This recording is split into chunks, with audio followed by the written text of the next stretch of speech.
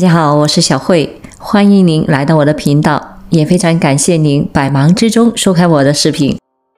最近一段时间，李大妈总是觉得头晕头胀的厉害，每天凌晨4点多就醒了，再想睡就难了。但她一直奉行着8小时的睡眠，早上醒得早，晚上她就睡得更早，希望能够补足身体需要的睡眠。但是时间长了，而且头晕不适的症状也更严重了。到医院一检查，医生却表示，不少人都被8个小时睡眠论给骗了。这到底是怎么一回事呢？每天睡满8小时更健康的说法从哪里来的？8小时睡眠论是从近代才开始出现的，和8小时的工作制有一定的关系。有人将一天的时间分成3个8小时，以此来规范工作时间和休息时间的比例。口口相传之下，竟然也形成了一个8小时的睡眠论，声称只有睡足了8个小时才是健康的作息习惯。其实这个8个小时的睡眠论只能看作是一个参考的范围，并非科学研究得到的结论。那有人要问了，到底每天睡多久比较合适？世卫组织表示，8个小时睡眠论不见得适合你。人们可以将一个优质的睡眠看作是3个指标的合成体：睡眠时长、睡眠质量以及睡眠时间。而根据世卫组织的统计数据来看，全球有超过1/4的人存在睡眠障碍，也就是无法拥有一个优质的睡眠。而对他们来说，不强求自己睡满8个小时，就能够减轻很大的心理压力，说不定也能改善他们的睡眠质量。那么为了健康来说，你每晚睡多久比较好？美国医学杂志的研究给出了答案。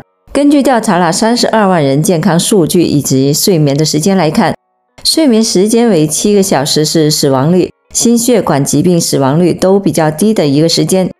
相比于睡得太少或者是睡得太多的人，或许健康的睡眠时间不是你印象中的8小时，而是7个小时。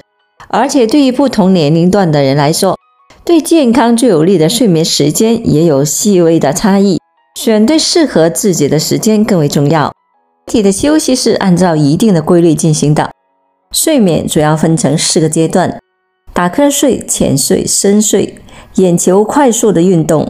睡眠，人体经历一次大约需要90分钟，然后再次进入循环。根据视频时的脑电图，只要充分进行深度睡眠的第4、5期，就能够充分的修复人体的生理功能，增强免疫系统，充分的补充能量。换句话说，理论上睡眠时间应该是6个小时或者是7个半小时。当然，因为我们不能在深度睡眠结束后瞬间醒来，但即使这样，我们也不用睡8个小时。理想状态下，我们每天获取5个睡眠周期，也就是7到7个半小时。每周我们获得35个完整的睡眠周期，但我们不需要做到极致的完美，一周28到30个周期已经比较理想。偶然有一个没有睡好的夜晚，对人体健康并没有太大的影响。我们只要保证不要连续3个晚上缺乏睡眠周期，其实每周至少4天睡够睡眠周期就可以了。但50岁后最佳的睡眠时间也有不同。对18岁之前的青少年和儿童来说，睡眠时长其实应该达到9个小时左右。充足的睡眠时长能够满足人体生长发育的需要。如果是学龄前的儿童，对睡眠的需要也会更多。而对于50岁左右的中老年人来说，每天能够睡足7到8个小时就够了。在睡醒后觉得精神足，不会头晕头痛就比较合适。根据个人的睡眠习惯，也可以适当的调整这个睡眠时长。超过65岁的老年人对睡眠的需要会减少一些，大约能够完成7个小时的睡眠，对健康比较有好处。老年人能够在睡眠中让大脑、心脏得到更多的血液滋养，带走人体内的一些代谢废物，对延缓衰老也有一定的好处。如果你能够完成这样的睡眠时长，说明身体还是不错的。但睡眠时长比较短，身体也没有觉得不舒服的人，也可以根据自己的实际情况来调整。4. 中老年人别贪睡。睡眠并非越久越好，比起熬夜，久睡也伤身。前面我们也提到，睡眠时长达到7个小时，全医死亡率是相对最低的，而睡眠时长超过了10个小时，也会导致死亡率随之增加。这就提出了一个新的睡眠建议，除了熬夜，久睡也伤身。有的老年人觉得睡眠就是进步，多睡毁没坏处。年轻人也喜欢赖在床上，周末双休都是用来补觉。其实这种行为也容易伤身。补觉就像进食，吃多了会损伤肠胃，加重消化负担；睡多了也会给身体带来负担。比如说，全身的血液循环会减慢，血液也会变得粘稠，出现心血管意外事件的风险也比较高。再比如说，对关节的影响，睡得多了，关节长时间不动，下肢回流变慢，关节就会变得僵硬，还容易脚麻、抽筋。尤其是老年人，长期卧床会增加肺栓塞的风险，而且由于睡眠过多，可能会导致体内的新陈代谢速度变慢，引起记忆力下降、大脑衰老的速度加快的症状出现。近日，美国佛州迈阿密密勒大学发表的研究结果称，每晚睡9个小时的人，记忆力和语言能力明显下降。这些是阿尔兹海默症等痴呆症的早期症状，所以并不是说觉睡得越多就越好。研究表明，成年人每天睡眠的时间达到6到8个小时会比较合理，而低于5个小时或者是高于9个小时，对于健康造成的不利影响也相对会比较多。成年人每天不必强硬安排自己睡够8个小时，因为总有加班的时候，总有孩子要照顾，还有做不完的家务，越纠结时间就越会睡不着。